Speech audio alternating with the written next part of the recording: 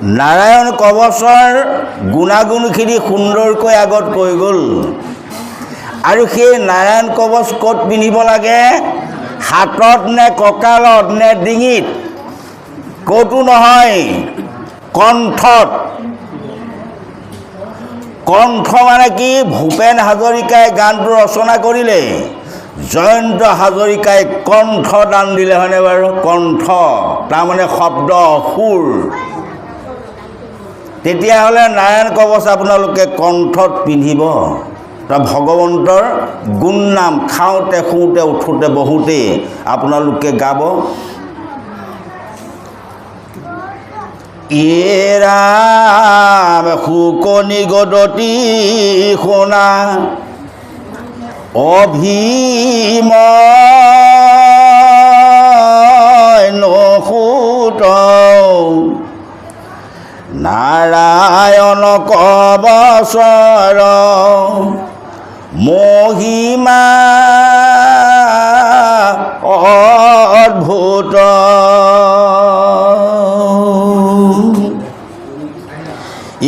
ৰাম অল্প কৰি কহিলোঁ বহল পৰি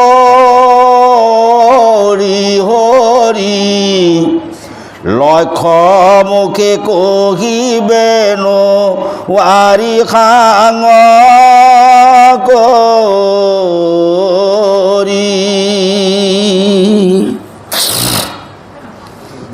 ৰাম একে কৃষ্ণ নামে তৰি দুৰ্গতি সকল কৱচটো কৰি কৃষ্ণ নামে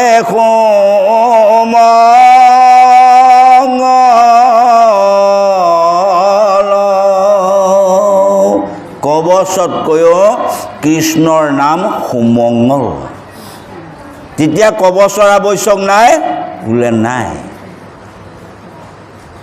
পিছে নাৰায়ণ কৱচটো আকৌ পিন্ধিবলৈ ক'লোঁ নহয় ক'ত পিন্ধিব কণ্ঠত কণ্ঠত পিন্ধিব ৰাম এই কথা যিটো জনে শুনে প্ৰেম ভাবেই কৃষ্ণত ভকতি কৰি যিটো জনে গাৱে হয়নে বাৰু কৃষ্ণৰ ভকতি কৰি যিজনে গায় হয়নে বাৰু গায় পিন্ধে বুলি ক'লে নেকি নহয় গায় গাব কিহে কণ্ঠ কণ্ঠই উচ্চাৰণ কৰিব গতিকে লয় আপোনালোকে স্পষ্ট বুজি যাব যে কৃষ্ণৰ ভকতি কৰি ভকতি নকৰাকৈ নহয় নেকি বোলে নহ'ব ৰাম সমস্তে জগতই আকৌ কৰে সৎকাৰ অপ্ৰয়াসে তৰে সিটো দুৰ্ঘোৰ সংসাৰ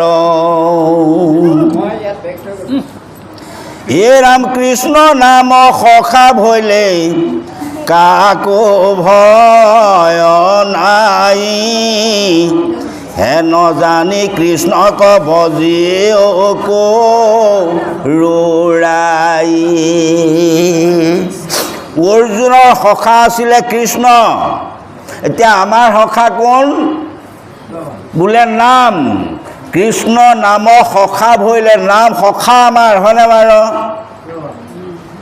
সখাই যেনেকৈ অৰ্জুনক প্ৰত্যেক মুহূৰ্তত ৰক্ষা কৰিলে আমাকো এতিয়া সেই নামে ভগৱন্তৰ নাম যে নাম সেই হৰি জানানিষ্ট কৰি আপোনাৰ নামৰ সংগ নচাৰন্ত হৰি সেই ভগৱন্তৰ নামতে ভগৱন্ত থাকে আৰু সেই নামে আমাক সৰ্বক্ষণতে ৰক্ষা কৰি থাকিব তেতিয়া নাম কি কৰা বোলে গলত বান্ধা, গলত, ডিঙিত বান্ধা, কণ্ঠত বান্ধা।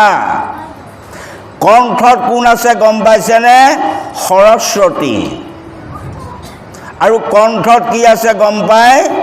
কৌস্তুভমণি। ভগৱন্তই ভকতক চব দিলে, কিন্তু কৌস্তুভমণিটো নিদিলে। সেইটো দিয়া হ'লেই দিগদাৰ আছিলে।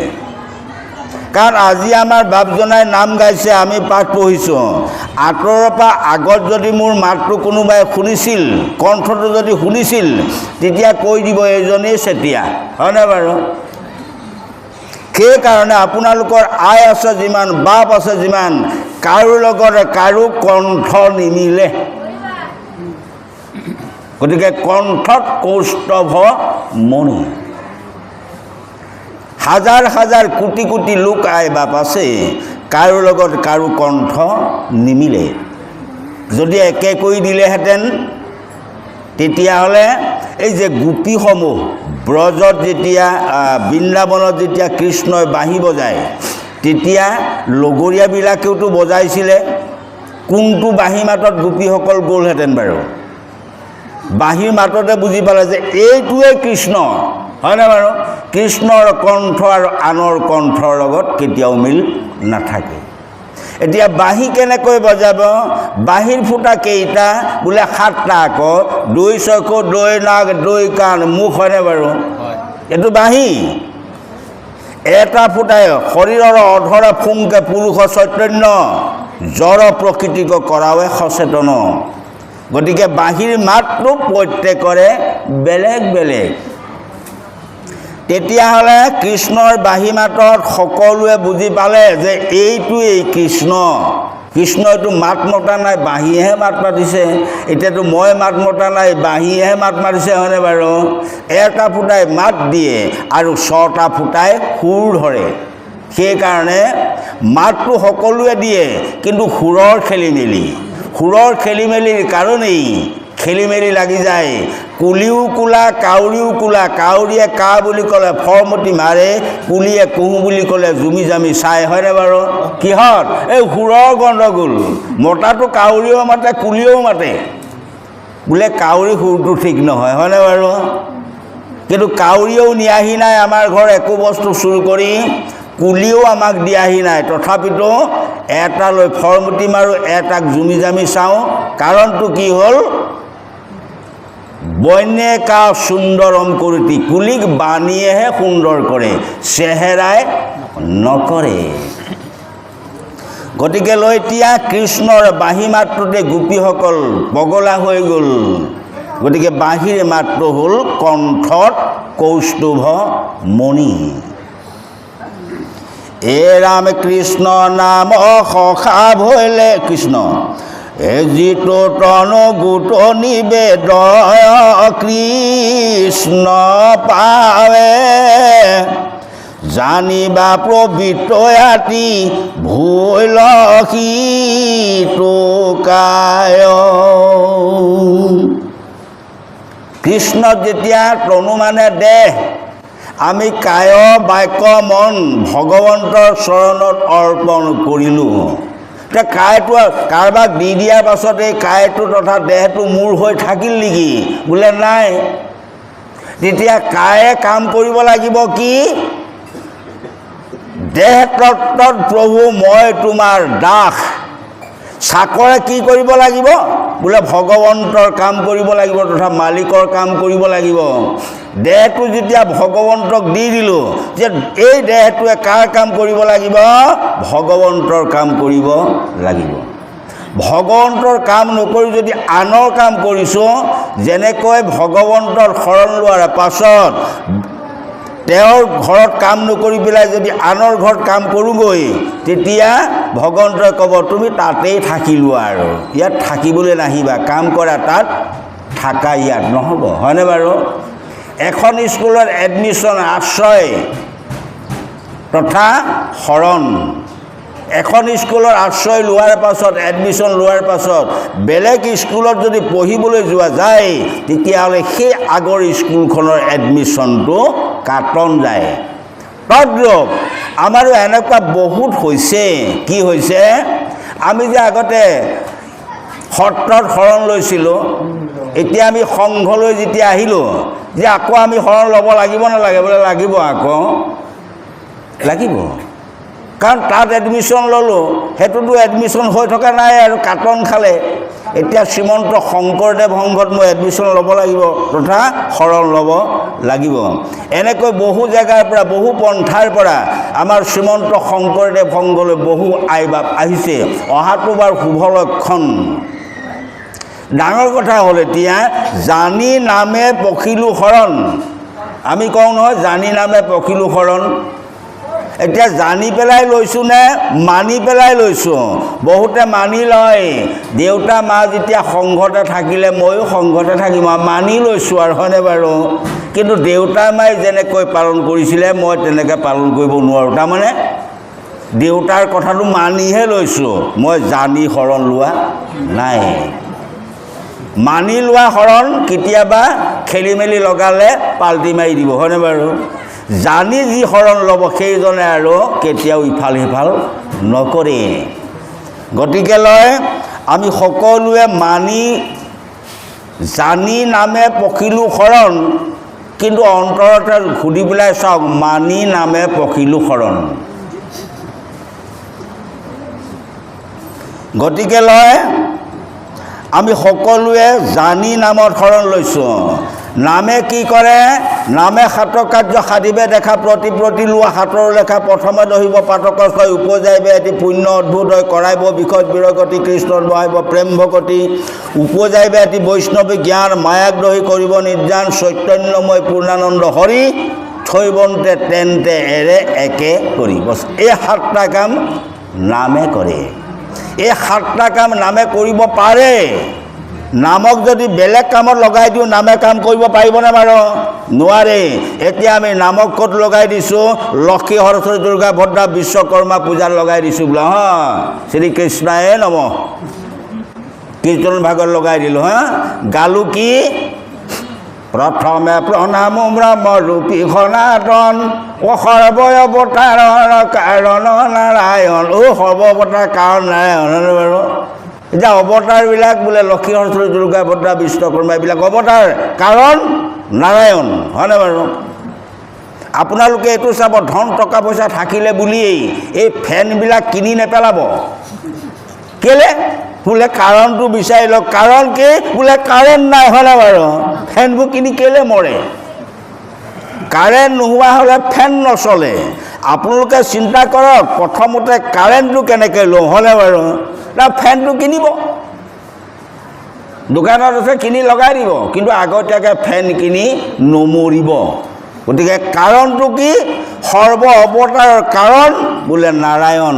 গতিকে নাৰায়ণক পুজিলে, কৃষ্ণক পুজিলে পূজা সমস্তৰে হয়, পৃথকে পুজিলে পূজা কেহুৱে নলয়। কাৰেণ্টটো আহিলে চব চলি যাব, কাৰেণ্ট নহ'লে চব লৈ থাকিব, হয়নে বাৰু? কাৰেণ্ট ষ্টপ, কাৰ্য বন্ধ, হয়নে বাৰু? গতিকে সেই কাৰেণ্টটোৱেই হ'ল নাৰায়ণ, সৰ্ব অৱতাৰৰ কাৰণ নাৰায়ণ। সেইটোকে গাই আছোঁ, পাতি আছোঁ বিশ্বকৰ্মা, হয়নে বাৰু? এতিয়া বিশ্বকৰ্মাৰ কাৰণটো কোন? বোলে নাৰায়ণ, হয়নে বাৰু? গতিকে নাৰায়ণ নামে মানে ঋগ্বেদ আছে, না পদে ঋগ্বেদ ৰত্নাৱলী জ্ঞান, ৰা পদে যজুৰ্বেদ কীৰ্তন বিজ্ঞান, য় পদে অথৰ্ববেদ ঘোষাজে তদং, ন পদে ৰহস্য ভাগৱত দশম। 4 বেদ তাত আছে। ক'ত? বোলে নাৰায়ণত, হয়নে বাৰু? 4 বেদ হৈ গ'ল। তেতিয়াহ'লে আমি সকলোৱে 4 বেদ জানো। 4 বেদৰ 14 শাস্ত্ৰ স্মৃতি নিৰন্তৰ, এই 2 চক্ষু জানা ব্ৰাহ্মণ খবৰ, তাকো বুলি কণাজাৰ এক চক্ষু নাই, 2 কো নাজানিলে অন্ধ বোলে সমুদায়। 4 বেদ আৰু 14 শাস্ত্ৰ এই 2টা চকু। 4 বেদ জানে, 14 শাস্ত্ৰ নাজানে, এটা চকুৰে দেখে, এটাই নেদেখে, এজন কণা। 4 বেদো নাজানে, 14 শাস্ত্ৰও নাজানে, সেইজন অন্ধ। আমি তেনেকুৱা নহয়নে বাৰু? আমি 4 বেদো নাজানো, 14 শাস্ত্ৰও নাজানো, বেদ দেখি পোৱা নাই, কিন্তু বেদ দেখি পোৱা নাই আমিহে। আপোনালোকৰ ইয়াৰে আমাৰ স্বনাম ধন্য প্ৰমোদ শইকীয়াই দেখাটো বাদে পঢ়িছে ক'ত এই যে বেদতত্ত্ব নামৰ কিতাপখন যি লিখিছিলে ডিম্বেশ্বৰ ভূঞা সাৱতীত ঘৰ এই বেদতত্ত্বখনৰ ওপৰত কেছ দিলে পুৰোহিত সম্প্ৰদায়ৰ লোকে কেছ দিয়াৰ পাছত বেদতত্ত্ব কিতাপ বন্ধ কৰি দিলে আকৌ ডিম্বেশ্বৰ ভূঞা দেউতাই আপিল কৰিলে 4 বেদ কিনি আনিলে আনি পেলাই প্ৰমোদ শইকীয়াক মাতি অধ্যয়ন কৰালে তাৰ পাছত 2 মাহৰ পাছত আকৌ কেছ আপিল কৰিলে প্ৰমোদ শইকীয়া সেই কেছৰ উকিল